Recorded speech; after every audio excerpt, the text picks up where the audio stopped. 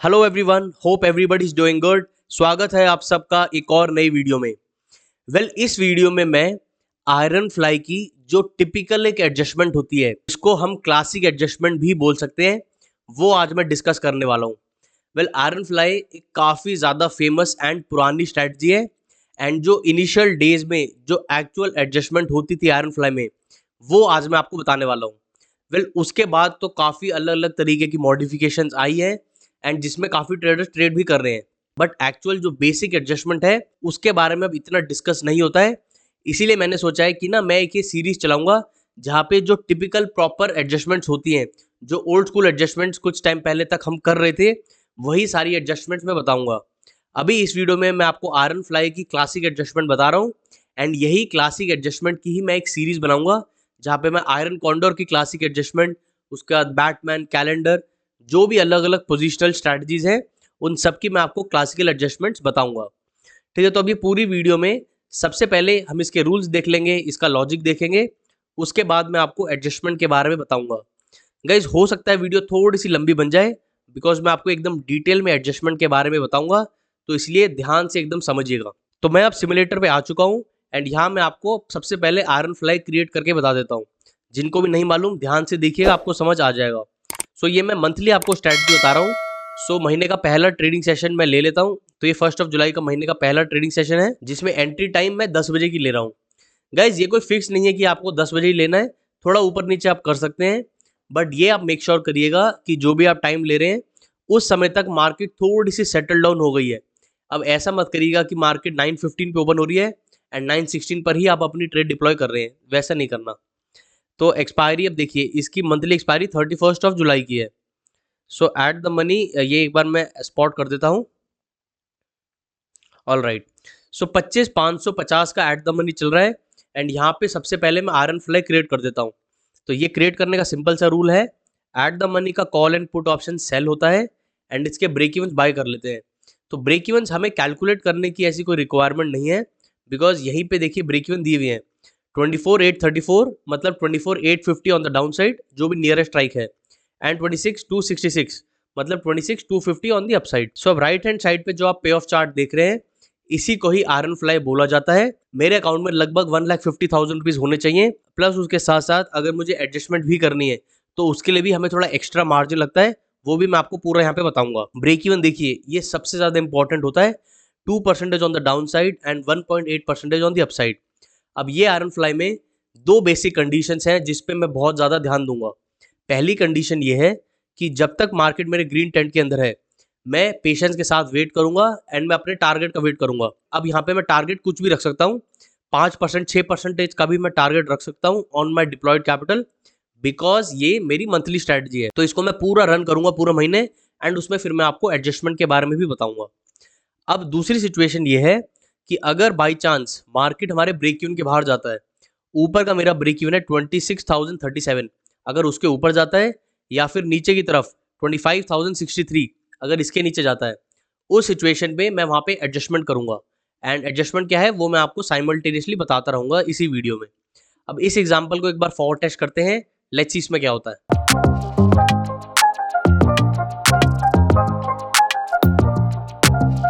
Exactly 11:45, 14 जुलाई Monday का दिन। अब देखिए मार्केट मेरे ब्रेक इवन के बाहर आ चुका है। नीचे का मेरा ब्रेक इवन था 25,063 एंड अभी करंटली मार्केट 25,033 पे चल रही है। ऑब्वियसली ब्रेक इवन के नीचे आ चुकी है एंड अब इस सिचुएशन पे मुझे एडजस्टमेंट करनी पड़ेगी। एडजस्टमेंट इसीलिए की जाएगी बिकॉज अगर मान लीजिए मैं इसको ऐसे ही रहने देता हूँ एंड अगर मार्केट कंटिन्यूसली फॉल करती चली जाती है, देन यहाँ पे मुझे नीचे की तरफ 15,952 रुपीज़ का लॉस हो सकता है एक्सपायरी तक, अगर मार्केट वहीं रहती है तो उतना लॉस हम नहीं ले सकते एंड इसी के कारण हमारे लॉस को कंट्रोल करने के लिए हम यहाँ पे एडजस्टमेंट करते हैं। एक बात आप हमेशा याद रखिएगा, एडजस्टमेंट प्रॉफिट को इंक्रीज करने के लिए नहीं होती है, एडजस्टमेंट लॉस को कम करने के लिए होती है। ये बहुत ज़्यादा इंपॉर्टेंट बात है, जो नए ट्रेडर इसको नहीं समझ पाते। एडजस्टमेंट आप इसीलिए कर रहे हैं ताकि आप अपने लॉस को कम कर सकें, बिकॉज मैक्सिमम प्रॉफिट आपको तभी आएगा जब विदाउट एडजस्टमेंट आप वो ट्रेड को क्लोज करते हैं। तो अभी सिचुएशन पे देखिए, जो मेरा मैक्स प्रॉफिट 36,000 दिखा रहा है, अब ये मैक्स प्रॉफिट मेरा कम होता जाएगा बिकॉज यहाँ पे मैं अपने लॉस को भी कम कर रहा हूँ। अब इस सिचुएशन पे मैं क्या करूंगा, एकदम बेसिक एडजस्टमेंट मैं आपको बता रहा हूँ। अब इस समय जो मेरा पुट ऑप्शन बाई है, मार्केट नीचे की तरफ फॉल करी है, इसको मैं यहाँ पे क्लोज करूंगा सबसे पहले एंड यहाँ पे मैं एक नया पुट ऑप्शन बाय करूंगा। वेल देखिए, अगर मैं मान लीजिए एट द मनी का पुट ऑप्शन बाय करता हूँ, देन यहाँ पे ना मुझे नीचे की तरफ अभी भी 6,300 रुपीज़ का लॉस दिख रहा है, बट उससे इतनी टेंशन नहीं है। तो अब यहाँ पे मुझे दो चीज़ें देखनी है, एक मेरा नीचे की तरफ का कितना लॉस बचा है, प्लस मेरे पास ऑपोजिट साइड कितनी ब्रेक इवन मेरे पास बची है। अभी भी मेरे पास 3.7% की ब्रेक इवन है। 3 से 3.5% की अगर हमें ऑपोजिट साइड ब्रेक इवन मिल रही है, it is good to go, हम उतने तक देख सकते हैं। बट 3% से कम की ब्रेक इवन आप वो मत लीजिएगा, बिकॉज अगर मार्केट हल्की सी भी रिवर्स हो जाएगी, हमें वहाँ पे दिक्कत हो सकती है। सो अब देखिए, ये वाली सिचुएशन में अगर मान लीजिए मैं एट द मनी का नहीं बल्कि थोड़ा सा एक्सपेंसिव पुट ले लेता हूँ, मान लीजिए मैं ये 264 का पुट ले लेता हूँ, तो अब देखिए मेरे पास अभी भी 3.5% की रेंज बची है ऑपोजिट साइड पे, प्लस नीचे का लॉस मेरा सिर्फ 2300 रुपये का रह चुका है। तो ये एक मेरे लिए बेनिफिशियल सिचुएशन है। ठीक है, ऐसे छोटे छोटे ट्वीक करके हमें देखना पड़ेगा कि कौन सा कॉम्बिनेशन हमारे लिए बेटर है। बिकॉज देखिए, मैं आपको वापस दिखाता हूँ, अगर मैं एट द मनी का यहाँ पे 25,050 का पुट ऑप्शन बाय करता हूँ, मेरे पास रेंज 3.7% है एंड लॉस मेरा 6,300 रुपीज़ है। वही अगर मैं 25,150 बाय करता हूँ, तो देखिए मेरा लॉस 1/3 हो चुका है एंड मेरी ब्रेक इवन सिर्फ 0.2% से कम हुई है। तो ये मेरे लिए एक ज़्यादा बेटर सिचुएशन है। अब इस सिचुएशन पे मुझे सिर्फ 2300 रुपये का लॉस होगा अगर मार्केट क्रैश हो जाती है, एंड ऊपर की तरफ तो 3.5% की अभी भी मेरे पास रेंज है। ठीक है, तो अब ये मैंने कर दी पहली एडजस्टमेंट। ठीक है, अब इसके साथ साथ हम एक और यहाँ पे एडजस्टमेंट करेंगे कि मैं ऑपोजिट साइड से कॉल ऑप्शन सेल करना शुरू कर दूंगा, ताकि हम वहाँ पे थोड़े एक्स्ट्रा प्रीमियम रिसीव कर पाएं। तो अब जो ऑपोजिट साइड का ब्रेक इवन है वो है 25,930, मतलब 25,950 का कॉल ऑप्शन मैं वहाँ पे सेल कर सकता हूँ। वेल ब्रेक इवन ही हम यहाँ पे सेल करेंगे, उससे और अंदर अगर मैं जाऊँगा तो वो थोड़ा सा रिस्की हो सकता है, एंड अभी मैं वो आपको बताता हूँ क्यों होगा। तो यहाँ पे 25,950 का मैं कॉल ऑप्शन सेल कर दूंगा। तो देखिए ये 27 रुपीज़ का मिल रहा है, इट इज़ गुड। अब ये मैंने सेल किया।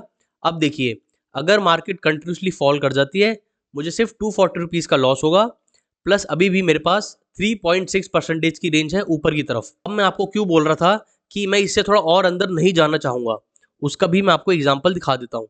तो ये जो मैंने सेल किया है 25,950 की कॉल, इसको मैं डिलीट करके एक बार थोड़ा एक्सपेंसिव वाला मान लीजिए मैं 25,800 सेल करता हूँ। अब इस सिचुएशन पे देखिए मेरा ब्रेक इवन भी कम हो रहा है। अब इस सिचुएशन पे मुझे 0.1% का ब्रेक इवन भी बहुत ज़्यादा मैटर करता है, बिकॉज यहाँ पे ऑपोजिट साइड पे मुझे अनलिमिटेड लॉस हो सकता है वरना, एंड इसी वजह से मैं यहाँ पे 25,950 का कॉल ऑप्शन ही सेल करूंगा। ठीक है, यूजुअली हम यही करते हैं, बेसिक रूल हमेशा यही बताता है कि ऑपोजिट साइड का जो ब्रेक इवन है वही हमें सेल करना है, वो एक स्ट्रिक्ट रूल रहता है हमेशा। ठीक है, अब देखिए ये मैंने 27 रुपीज़ का सेल किया है, एंड अगर ये कभी भी हाफ हो जाता है, तो लगभग ये 28 का सेल है, उस हिसाब से अगर ये कभी भी 14 रुपीज़ का हो जाता है, देन वहाँ पे ये वाली स्ट्राइक को मैं क्लोज कर कर एक और नया स्ट्राइक यहाँ पे सेल कर सकता हूँ। ठीक है, वो हम आगे देखेंगे। अभी के लिए बस हमें ये याद रखना है कि ये जो 27 रुपये का प्रीमियम है, ये अगर कभी भी 14 रुपीज़ का होगा, वहाँ पे मैं इसको क्लोज कर दूंगा एंड वहाँ पे मैं एक नया कॉल ऑप्शन सेल करूंगा, पहली कंडीशन। दूसरी कंडीशन, अगर मार्केट कभी भी रिवर्स होती है एंड मेरी ये ग्रीन टॉप पे आती है जो है 25,543, उस सिचुएशन पे ये जो मैंने कॉल ऑप्शन सेल किया हुआ है 27 रुपीज़ का, इसको मैं क्लोज कर दूंगा, उसमें मैं और ज़्यादा वेट नहीं करूंगा। अब इसका ये लॉजिक है कि अगर मान लो by chance market completely reversal हो जाती है, देन ये जो कॉल ऑप्शन मैंने नेकेड सेल किया हुआ है, इसकी वजह से मुझे अनलिमिटेड लॉस हो सकता है ऊपर की तरफ, तो वो रिस्क मैं नहीं लेना चाहूँगा। तो इसीलिए अगर ये कभी भी मेरे सेंटर ऑफ ट्रायंगल पे आएगा, मैं ये पूरे लेग को क्लोज कर दूंगा, इसमें और ज़्यादा वेट नहीं करूँगा। एंड गाइज, ये जो मैं आपको सारी स्ट्रैटेजी बता रहा हूँ, इसमें आप हमेशा ये भी याद रखिएगा कि हमारा वहाँ पे टारगेट भी फिक्स है कि कभी भी हमें 5 या 6% of the deployed capital target आएगा तो हम अपनी पूरी ट्रेड क्लोज भी कर देंगे। अब इसको वापस फॉरवर्ड टेस्ट करते हैं, लेट्स सी इसमें क्या होता है।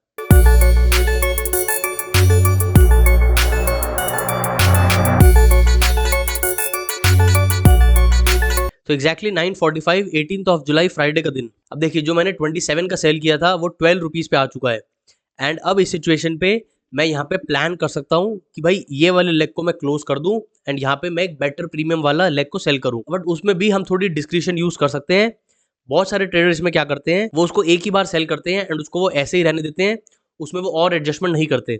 बट मैं आपको एक और एडजस्टमेंट इसमें करके दिखा देता हूँ। ठीक है, अब ये वाले लेग को मैं क्लोज करूंगा 25,950 का कॉल, एंड यहाँ पे मैं एक बेटर लेग को सेल करूंगा जो थोड़ा सा एक्सपेंसिव होगा। ठीक है, पहले मैंने 950 सेल किया था, अब मान लीजिए मैं यहाँ पे 25,700 का सेल कर देता हूँ।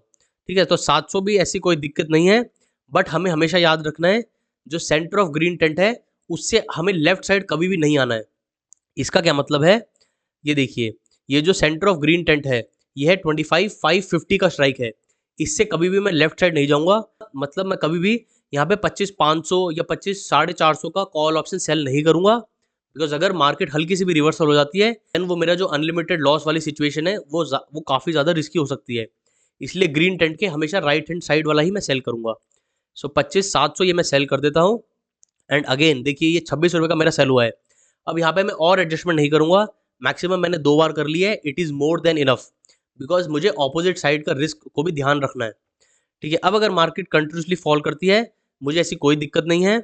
अगर मार्केट यहाँ पे मेरे वापस ग्रीन टेंट पे आती है, ग्रीन टेंट के टॉप पे जो मैंने एक्स्ट्रा सेल किया हुआ है 25,700 उसको मैं क्लोज कर दूंगा। एंड इसमें एक और सिचुएशन है, अगर मार्केट कभी भी मेरा जो ऊपर का ब्रेक इवन है उसके बाहर जाएगी 25,830, उस सिचुएशन पे मैं अपनी पूरी ट्रेड क्लोज कर दूंगा। अच्छा, इसमें एक और चीज़ है जो बहुत ज़्यादा इंपॉर्टेंट है कि अगर मार्केट मान लीजिए कंप्लीटली रिवर्सल होती है एंड मेरे ग्रीन टॉप पे आती है, तो यहाँ पे जो 25,700 का कॉल ऑप्शन मैंने सेल किया हुआ है उसको मैं क्लोज कर दूंगा, एंड वापस से मेरा ये ट्रायंगल बन जाएगा। ठीक है, बिकॉज अगर मान लीजिए इसको मैं क्लोज करता हूँ, ये वापस से मेरा ग्रीन ट्रायंगल बन जाएगा।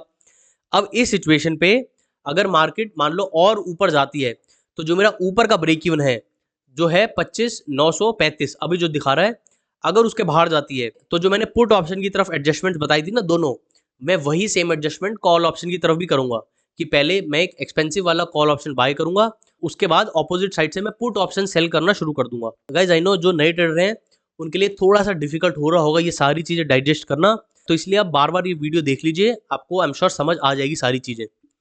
ठीक है, अब इस एग्जाम्पल को मैं वापस फॉर टेस्ट करूंगा। अब यहाँ पे मैं कोई एडजस्टमेंट और नहीं करने वाला, मैं इसको अब एज इट इज रहने दूंगा। अब इसमें ना एक और चीज़ है जो आपको थोड़ा स्मार्टली देखनी पड़ेगी। एक्सपायरी पे देखिए आपको 810 रुपये का ही प्रॉफिट होगा अगर मार्केट कंटिन्यूसली फॉल करती है। वहीं हमारा अभी करंटली टोटल M2M 6,400 रुपीज़ चल रहा है, एंड ये मान लीजिए अगर मैं इसको आधा घंटा भी फॉर टेस्ट करता हूँ तो 4,500 का मेरा ग्रीन चल रहा है। इस सिचुएशन पे अगर मुझे जेन्युइनली लगता है कि मार्केट अब फॉल ही करेगी, मार्केट मेरे वापस ग्रीन टेंट पे नहीं आएगी, देन उस सिचुएशन पर भी मैं अपनी ट्रेड पूरी क्लोज कर सकता हूँ, बिकॉज एनीवे मुझे नीचे की तरफ तो सिर्फ 800 रुपये ही मिलने वाले हैं ना। उससे बेटर यही है कि मैं अपने 4,500 के प्रॉफिट पे अपनी ट्रेड क्लोज कर दूँ। ये छोटी छोटी माइन्यूट डिटेल्स हैं जो आपको विद टाइम ही समझ आएंगी, एंड उसको फिर आप अप्लाई कर पाएंगे। अब इसको वापस फॉर टेस्ट करते हैं, लेट्स सी इसमें क्या होता है।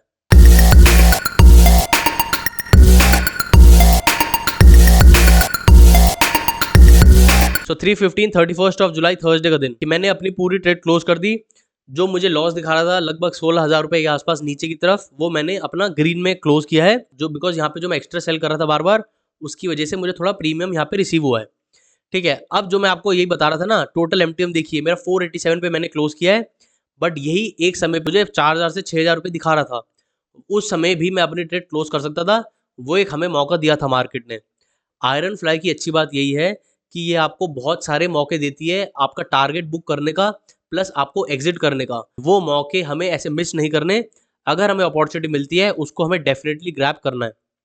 तो ये एक क्लासिक एडजस्टमेंट थी आयरन फ्लाई के बारे में, जो मैंने आपको पूरी अच्छी तरीके से इसके बारे में बता दिया है। अब इसमें और अलग अलग तरीके की काफ़ी एडजस्टमेंट्स हम कर सकते हैं, ट्वीक्स करके अपनी आयरन फ्लाई को थोड़ा और बेटर कर सकते हैं। इसके बारे में अगर आपको कोई भी डाउट है, बेझिझक मुझे आप कमेंट सेक्शन में पूछ सकते हैं। I will be more than happy to answer all your queries, and मेरे चैनल के साथ जुड़े रहिएगा, बिकॉज ऐसी क्लासिक एडजस्टमेंट्स मैं और भी अलग अलग स्ट्रैटेजीज की लेके आने वाला हूँ बहुत जल्द। सो यही था इस वीडियो के बारे में। Thank you so much for watching the video with lots of patience. Let's meet in the next video then.